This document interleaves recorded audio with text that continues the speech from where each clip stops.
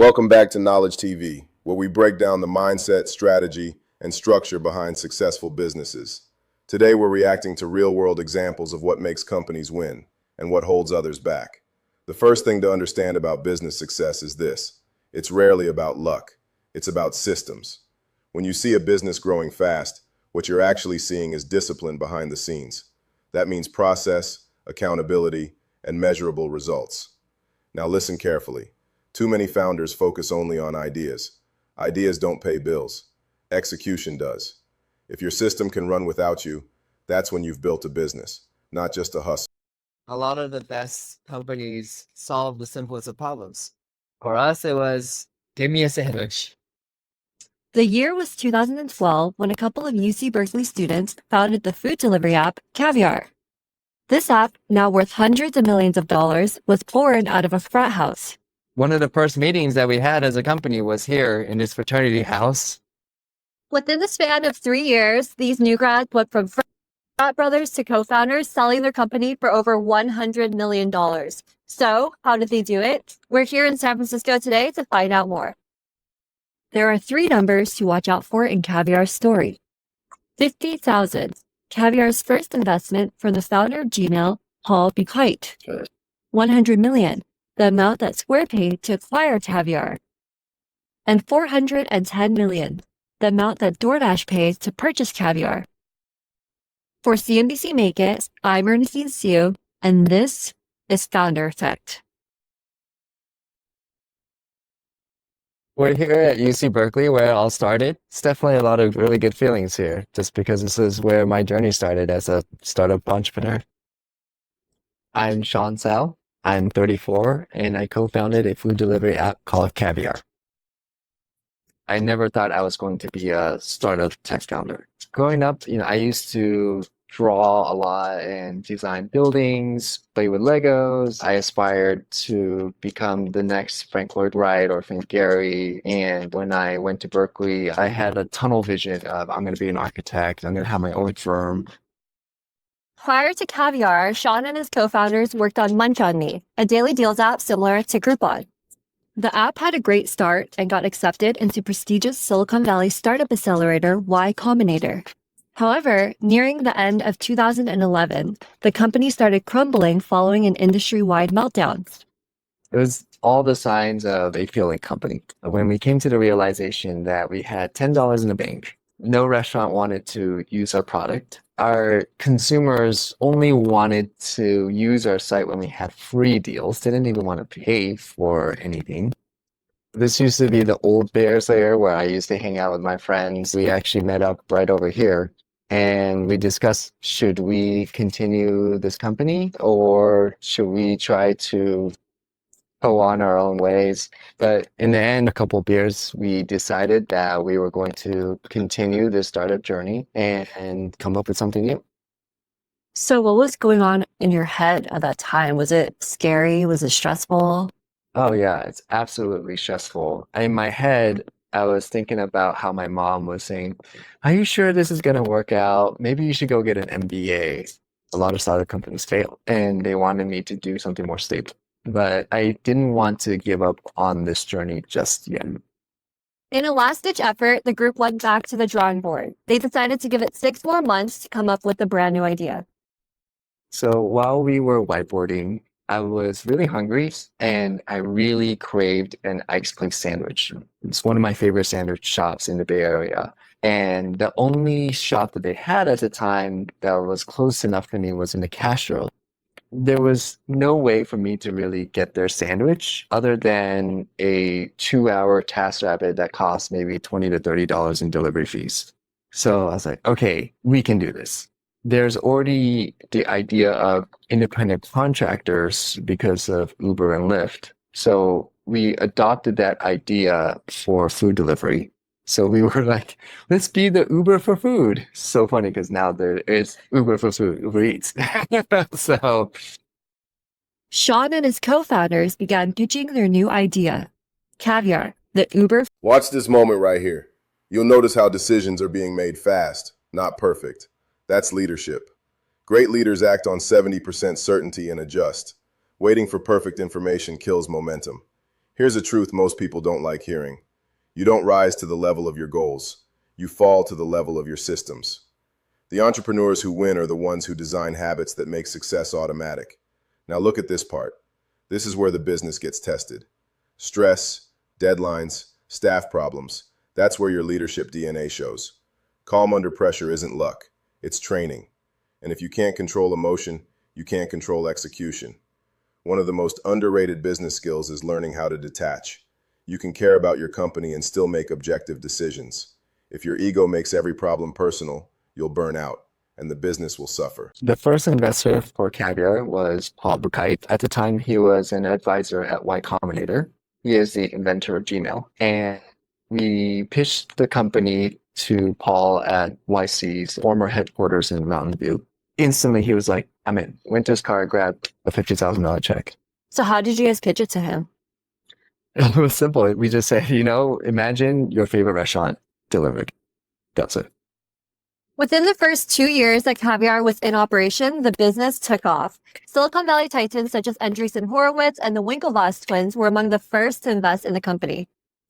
One of our major investors were actually the Winklevoss twins. They're one of our biggest early checks, and they even provided us an office in New York.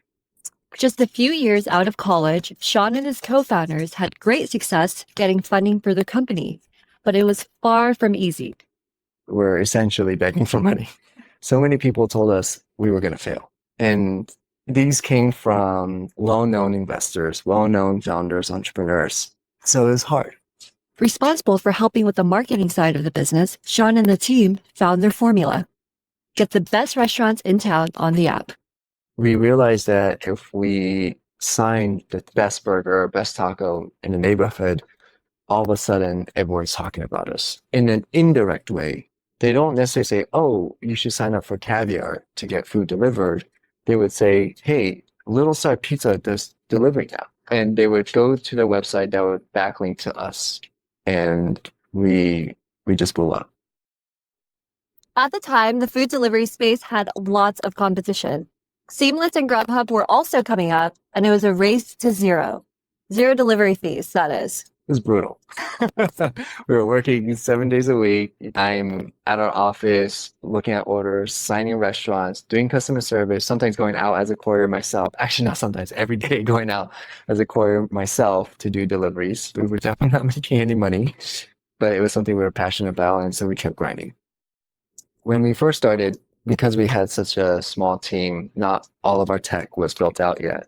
And so there were times when we had to manually give the orders to the restaurant. And so I would have to call in and tell them, all right, yeah, you got an order for XYZ. And some of these places have some like weird names, or they're in a language that I don't know, like Vietnamese. And okay, here we go. Like, listen closely. In 2014, Square reached out to the team for a meeting. Little did they know they were about to receive a deal of a lifetime.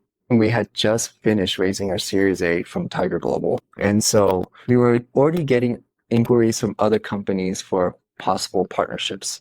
One of them was Square. Jason and I, we went down to Miami to check out the city for potential expansion. And their Square biz dev person called us and he said, okay, we have an offer for you. And he gave us this 9-figure offer. Jason and I, we hung up the phone, called our other co-founders like, hey, Square gave us a number. Are we going to take it? After some discussion over the phone, we all said, yeah, okay, let's do it. Let's see where this takes us. At that moment, I think Jason and I, we realized that, holy cow, we actually made it. The fact that somebody wants to acquire us for this much money. And so we went out to a club, got a table, just the two of us. There's nobody else at this table, just the two of us at a club in Miami, and we were just celebrating. After just about 3 years of operating the company, Sean and his co-founders sold Caviar to Square in an all-stock deal worth over $100 million. They also split a $2 million all-cash sign-on bonus to seal the deal. With these new funds, Sean purchased a Tesla to replace his old car that had broken down months before. Was it even a question for you whether or not to take the deal? Oh yeah, absolutely. We had a lot of momentum at the time, but at the same time, one of the promises that Square told us was that they were going to bring 20 of the best engineers over to the Caviar team on day one. It's something that was hard to turn down because we knew that would be the best direction for the company. In 2019, DoorDash bought Caviar from Square in a deal reportedly worth $410 million. Sean and his co-founders were not involved. Did you guys ever expect Caviar to become what it has and that you would have such a successful exit? I was so busy thinking about my next day that I couldn't even think about, oh, we're going to IPO and take over the world. If you're an entrepreneur and you're really passionate about the product that you're building, not because you just want the glory of being a CEO or a founder or an entrepreneur, like you're really passionate about what you're working on, that will get you through the hardest days. Without that passion, you're just going to give up after the first few months. It's that hard. Today, Sean and his co-founders spend their time investing into new ventures, globetrotting, and enjoying their time with loved ones.